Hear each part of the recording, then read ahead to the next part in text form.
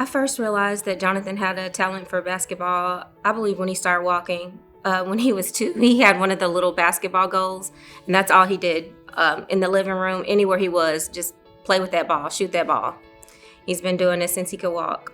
On June 13th of this year, Jonathan attended a basketball clinic at the University of Pine Bluff. He was there with his school, Southwest. He played a full game. To my understanding, during the second game, about halfway through, he shot the ball, and on his way back down the court, he kind of just seized in the air. He started seizing up, fell down. I sprinted to the floor, and I was on the floor with him for 8 minutes. That right there was probably the scariest moment of my life. I was like terrified that I could lose him.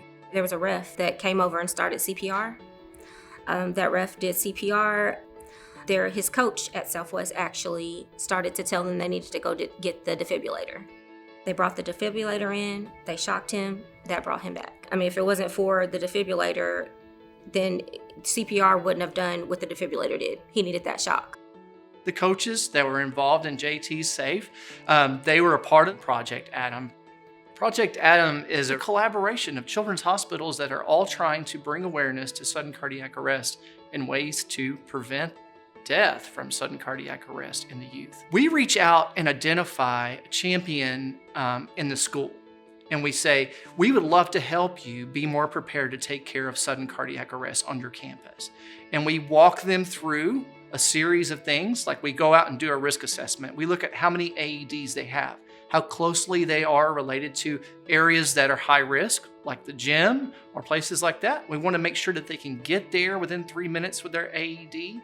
That's our risk assessment. Then we walk them through and help them and support them build written response plans. We want them to kind of follow this action plan when they build out their teams. So at the end of it all, they've built a team of people that can respond to sudden cardiac arrest or really any emergency on their campus really rapidly and deliver life-saving care to the patient. It's important for athletic programs to take advantage of Project Adam because it's life or death. It's just that simple. Cut and dry, it's life or death. Without that knowledge that those coaches had, that's a part of Project Adam, that goes through the training and actually had the knowledge to think quick, hey, we need to do this right here. Without that being there, my son wouldn't be here. It makes me so proud to talk about JT Taylor and his family because they're just wonderful people and they just have this wonderful spirit about them. It's just mind-blowing, really, if you think about it, because if he hadn't gotten good CPR, if he hadn't gotten the AED there and delivered the shock when they did, he wouldn't have been able to do this interview. I feel like more schools should implement Project Adam because it can save lives. It saved me, of course. And I feel like more schools should have it to keep more kids like me safe during games or events like that.